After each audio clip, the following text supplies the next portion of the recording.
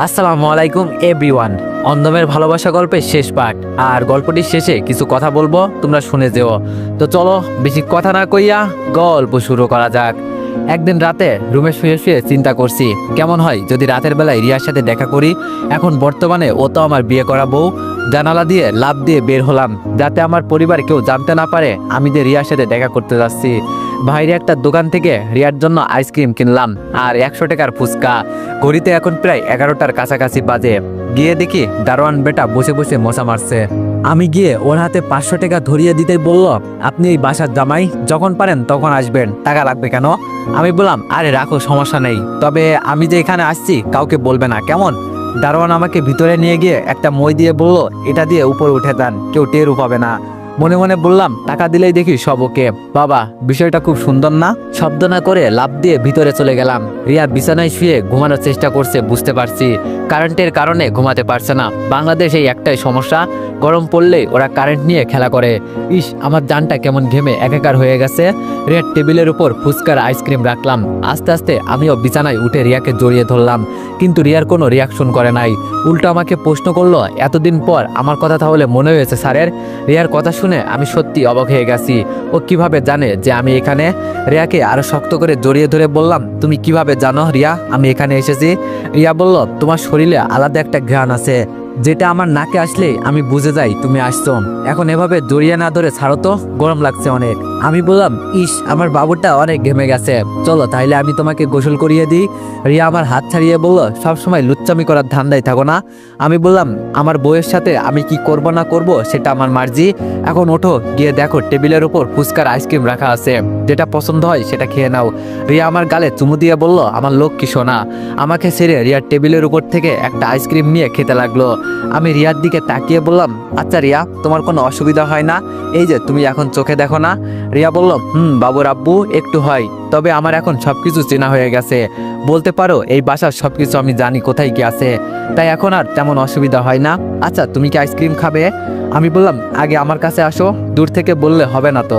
রিয়া আমার কাছে এসে আমার কোলে বসলো, আমার মুখের সামনে আইসক্রিম রেখে বলল, নাও খাও। রিয়ার আইসক্রিম সরিয়ে সরাসরি ওর ঠোঁটে আমার ঠোঁট বসিয়ে দিলাম। অনেকক্ষণ পর রিয়া আমাকে ছাড়িয়ে আমার কোল থেকে উঠে বলল, তোমাকে নিয়ে তো আমি অনেক বিপদে আছি, যখনই সুযোগ পাও তখনই সেটা কাজে লাগাও। আমি বললাম, তোমার সাথে দুষ্টমি করতে আমার বেশ ভালোই লাগে। এই তো কারেন্টও এসে গেছে। রিয়া বলল, আচ্ছা বাবু, এখন অনেক রাত হয়ে গেছে, যাও বাসায় গিয়ে ঘুমাও। আমি বললাম, আজকে কি চলে যেতে? সেই হাসপাতাল থেকে আসার পর তোমাকে একটু বুকের মাঝে নিয়ে ঘুমাই নাই, আজকে আমার সেই ইচ্ছাটা পূরণ করবো না? এভাবে চলে যাব, এটা তো হতে পারে না। রিয়া বলল, দীপু, বোঝার চেষ্টা করো, কয়েকদিন পর তো আমি তোমার কাছেই থাকবো, এখন প্লিজ চলে যাও। আমি বললাম, দেখো রিয়া, আমি তো অন্য কিছুর জন্য এখানে আসি নাই, আসছি তোমাকে বুকের মাঝে নিয়ে একটু ঘুমাবো, সকাল হওয়ার আগেই চলে যাব। রিয়া আস্তে করে বলল, ছেলেদের আমার চেনা আছে, ওরা সুযোগ পেলেই।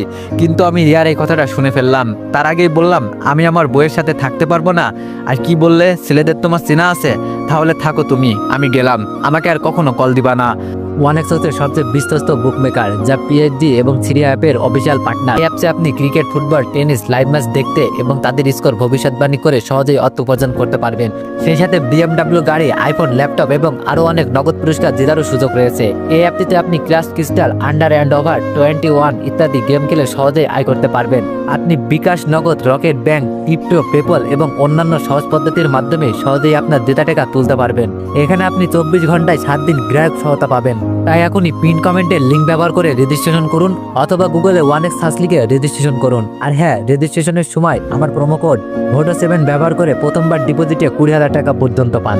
লাভ দিয়ে রিয়া আমার কোলে উঠে গেল, কান্না সুরে বলল, আমি তো মজা করছি বাবু। আমি বললাম, তোমার মজা তোমার কাছে রাখো, এই কথাটা তুমি বলতে পারলে আমাকে? রিয়া বলল, এই যে আমি কান ধরে বলছি, আমি অনেক অনেক সরি, আমাকে মাফ করে দাও। আমি বললাম, না, আমাকে ছাড়ো তুমি, আমি চলে যাব। রিয়া আমার গলায় হাত চেপে ধরে বলল, চুপচাপ বিছানার উপর শুয়ে পড়ো, কোনো কথা বললে কিন্তু খুব খারাপ হয়ে যাবে, আমাকে রাগিয়ে দিও না একদম। মন খারাপ করে বললাম, যেখানে আমার রাগ দেখানোর কথা সেখানে এই ম্যাডাম রাগ দেখাই, ভালো লাগে না। রিয়া হাসি দিয়ে বলল, সেটা আমার ইচ্ছা। বিছানার উপর শুতেই রিয়া আমার উপর শুয়ে বলল, রাগ করছো বেবি তুমি? আমি ভঙ্গি সুরে বললাম, অনেক রাগ করছি, তুমি আমাকে এই কথাটা বলতে পারলে আমার বুঝি রাগ হয় নাই? রিয়া বলল, সরি বাবু, আর কখনো বলবো না। আমি বললাম, মনে থাকে জানো। রিয়াকে বুকের মাঝে নিয়ে ঘুমিয়ে গেলাম। সকালে মনে হলো কেউ যেন আমার মুখের উপর পানি দিল। আস্তে করে সামনে হাত দিয়ে রিয়াকে ধরে বললাম, রিয়া বিরক্ত করো না তো, একটু ঘুমাতে দাও। কেন দুলা ভাই, রাতে ঘুম হয় নাই বুঝি? আপু আপনাকে ঘুমাতে দেয় নাই? দুলা ভাই বলল কে? তাড়াতাড়ি চোখ খুলে সামনে তাকিয়ে দেখি আপু, পাখি আর রাসেল ভাইয়া দাঁড়িয়ে আছে। দরজার কাছে রিয়া ওর মা দাঁড়ানো, আর পাখি মগ হাতে নিয়ে দাঁড়ানো অবস্থায় এই কথাটা বলল। আমি মাথাটা নিচু করে বললাম, তোমরা এত সকালে এখানে কি করছো? আপু হাসি দিয়ে বলল, কেন ভাই, বিরক্ত করলাম নাকি তোরে? আরো ঘুমাবি? রাসেল ভাইয়া মুখ টিপে হাসতে হাসতে বলল, তুমি এখানে কিভাবে আসলে দীপু, বুঝলাম না তো। আমি লজ্জা পেয়ে বললাম, না মানে রিয়া আমার সামনে এসে বলল, এই তোমরা সবাই এখান থেকে যাও তো, আমার স্বামীকে কেউ বিরক্ত করো না একদম। পাখি হাসি দিয়ে বলল, ভালোই তো স্বামী ভক্ত হয়েছো দেখি আপু। যেতে যেতে আপু বলল, তাড়াতাড়ি ফ্রেশ হয়ে নিচে আয়, নাস্তা করে পরে ঘুমাস। সবাই যেতেই রিয়াকে কাছে টেনে বললাম, ওরা এখানে কিভাবে আসলো? তুমি কি দরজা খুলে দিছো? রিয়া মুখ বাঁকিয়ে বললাম, দিয়েছি তো কি করব, দরজা লাগিয়ে বসে থাকবো? আমি বললাম, নিজের ভিতরে তো একটু লজ্জা নেই, আমাকে আর নির্লজ্জ বানিয়েন না। রিয়া বলল, এখন এত কথা আর বলিয়েন না স্যার, যা হয়েছে তা তো হয়েছেই, যান আগে গিয়ে ফ্রেশ হয়ে আসেন। আমি বললাম, আচ্ছা তুমি বসো, আমি আসছি। ফ্রেশ হয়ে বাইরে আসতেই রিয়া বলল, চলো এখন নিচে যাওয়া যাক। আমি বললাম, চলো। রিয়া আমার কাছে এসে বলল, আমাকে কোলে নিয়ে নিচে যাও। আমি বললাম, রিয়া এমনিতেই রাতে এখানে পালিয়ে আসছি, আবার এর মাঝে তোমাকে কোলে নিয়ে নিচে গেলে আমার মান ইজ্জত সব শেষ হয়ে যাবে। রিয়া বলল, তোমার মান ইজ্জতের গুলি মারি, তাড়াতাড়ি করো, সবাই আমাদের জন্য অপেক্ষা করছে। কি আর করার, বইয়ের হুকুম মানতে তো হবেই। রিয়াকে কোলে নিয়ে নিচে নামতেই সবাই আমাদের দিকে মুস্কি মুস্কি হাসতে লাগলো। চাচা শ্বশুর বলে উঠল, দুজনের মাঝে ভালোই তো মিল আছে দেখছি। পাখি ওর চাচার কথার উত্তর দিয়ে বলল, এটাই হলো খাঁটি ভালোবাসা। পাখি আমার দিকে তাকিয়ে হাসতে হাসতে বলল, দুলা ভাই আপনার তো এখানে আসা নিষেধ, কিন্তু কিভাবে এখানে আসলেন? আমার মাথায় তো আসছে না, নাকি মই দিয়ে? রিয়া পাখিকে ধমক দিয়ে বলল, পাখি চুপচাপ নাস্তা করতো, তো দুলা ভাই এমনি অনেক লজ্জা পেয়েছে আজকে, আর বলিস না কিছু। দেখেন দেখেন আমার বউ এসব কি কথা বলছে। এভাবে হাসি দুঃখ মিলিয়ে 2 মাস চলে গেল। আজকে রিয়ার চোখের অপারেশন হয়েছে।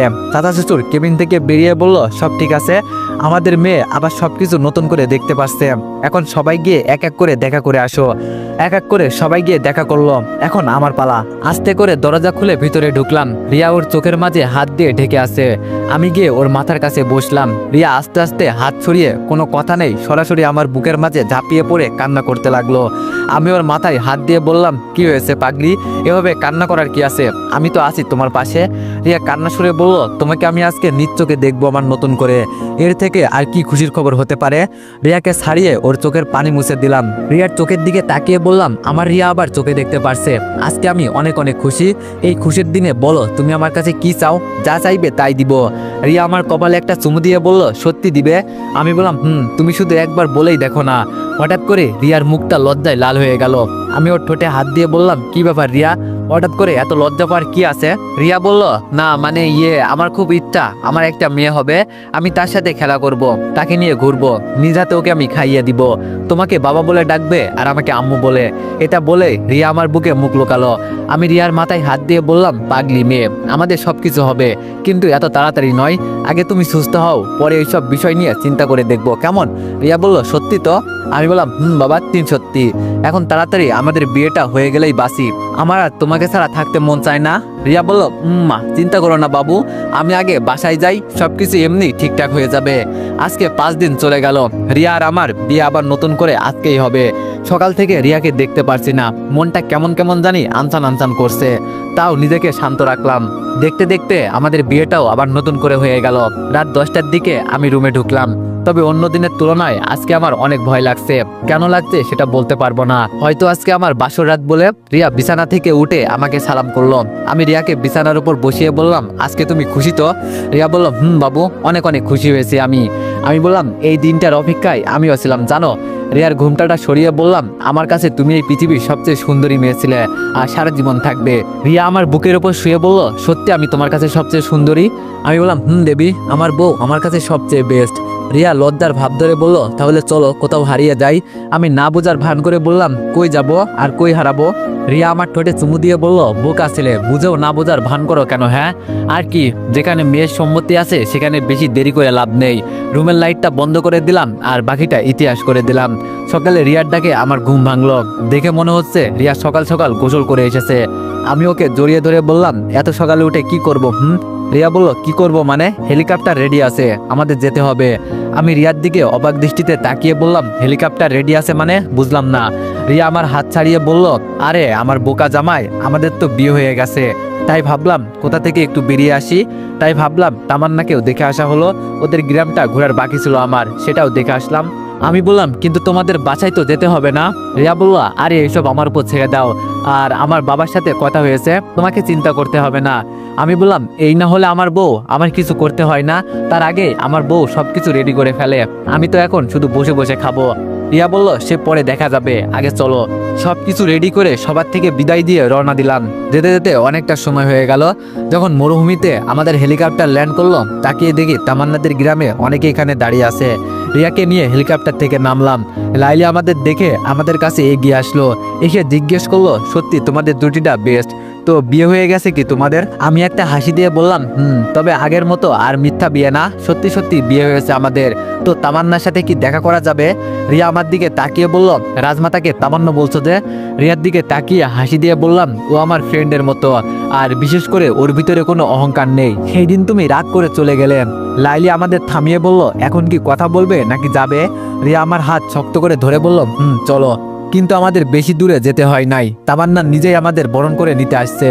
আমাদের দেখে দূর থেকে একটা হাসি দিয়ে বলল, আমি জানতাম সত্যিকারের ভালোবাসার জয় সবসময় হয়।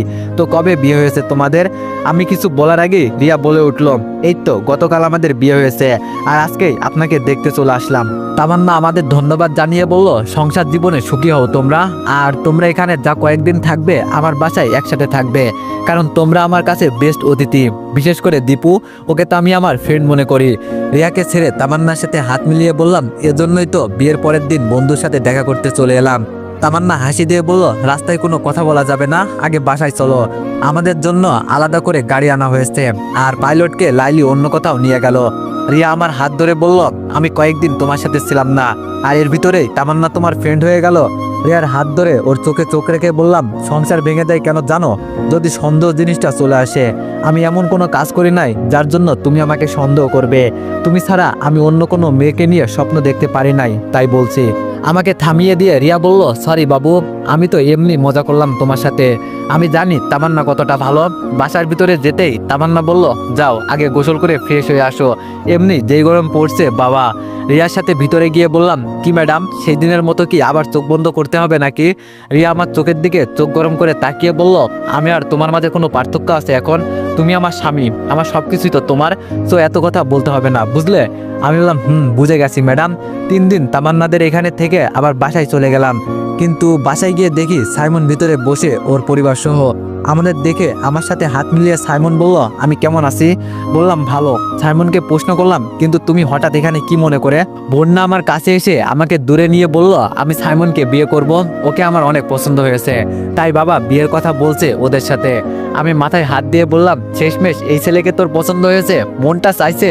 রিয়া বন্যার উদ্দেশ্য করে বলল, ভালো চয়েস আছে তোমার, বলতে হবে, কিন্তু শেষমেশ এই ছেলেকেই তোমার পছন্দ হবে সেটা আমি জানতাম না। আমি রিয়াকে ধরে রুমে নিয়ে এসে বললাম, সাইমন ছেলেটা ভালো আছে রিয়া। রিয়া বলল, এতটা ভালো নাই, তবে তুমি একটু খোঁজখবর নিয়ে দেখো কেমন। আমি বললাম, এটাই করতে হবে। রিয়ার কথায় আমিও সাইমনের খোঁজখবর নিলাম, তবে ভালোই আছে সাইমন, এতটা খারাপ নয়। 2-1টা মেয়ের সাথে প্রেম করে, বলছে বিয়ের পর সব ছেড়ে দিবে আর বন্যার সাথে লন্ডনে চলে যাবে। সেই দিন মায়ের পরিবার সবাই আমাদের বাসায় আসছিল। হাইমের সাথে নাকি মায়ের বিয়ে হবে, শুনে বেশ ভালোই লাগলো। আমিও জানতাম হাইম মায়াকে পছন্দ করে, তবে এখন আমি আমার রিয়াকে অনেক ভালোবাসি, অনেক সুখে আছি আমরা। কিন্তু আজকে অফিসে যাওয়ার পথে হুবহু রিয়ার মতো কাউকে দেখলাম, যেটা দেখে আমার শ্বাস প্রশ্বাস এক মুহূর্তের জন্য যেন বন্ধ হয়ে গিয়েছিল। এক রিয়া আমার বউ, তাহলে একে কোনোদিন দেখে নাই তো, নাকি রিয়ার কোনো যমজ বোন আছে? বিকালে অফিস থেকে যখন বের হব, আবার সেই হুবহু নকল রিয়ার সাথে আবার আমার দেখা হলো। আমাকে দেখে শুধু একটা মুচকে হাসি দিয়ে চুল উড়িয়ে চলে গেল, হাতে একটা চিঠি দিয়ে গেল, যেটাতে লেখা ছিল, আমি আপনার খুব কাছের একজন মানুষ। আমিও আর কিছু চিন্তা করি নাই, হাসি দিয়ে বাসার দিকে যাচ্ছি, কারণ মেয়েটাকে আমি চিনে ফেলেছি। তো এভরিওয়ান, গল্পটি এখানে শেষ হচ্ছে। আর হ্যাঁ, ভিডিও শুরুতেই বলছিলাম কিছু ইম্পর্টেন্ট কথা বলবো, তোমরা শুনে যেও। তো তোমরা সবাই মন দিয়ে একটা কথা শোনো, একটা গল্প তো আর একদিনে হয়ে যায় না। অনেক চিন্তা ভাবনা করার পরে একটা গল্প লেখা হয়। তোমরা চাইলে নিজেরাও একটা গল্প লিখে ট্রাই করতে পারো যে কতটা কষ্ট হয় একটা গল্প বানাতে। তো যাই হোক, আমি ওই বিষয় নিয়ে কথা বলতে চাই না। তো তোমরা যেহেতু এই গল্পের সিজন 2 চাইছো, ইনশাল্লাহ অবশ্যই আমি এই গল্পের সিজন 2 নিয়ে আসবো। গল্প লেখার কাজ চলছে, গল্প লেখা শেষ হলেই আবার এই গল্পের সিজন 2 নিয়ে আসবো। আর তার আগে আরেকটা নতুন গল্প নিয়ে আসবো। আশা করি তোমরা আমার পাশেই থাকবা। তো যাই হোক, এই গল্পটি কেমন হয়েছে সবাই কিন্তু কমেন্টে জানাতে ভুলো না। ধন্যবাদ।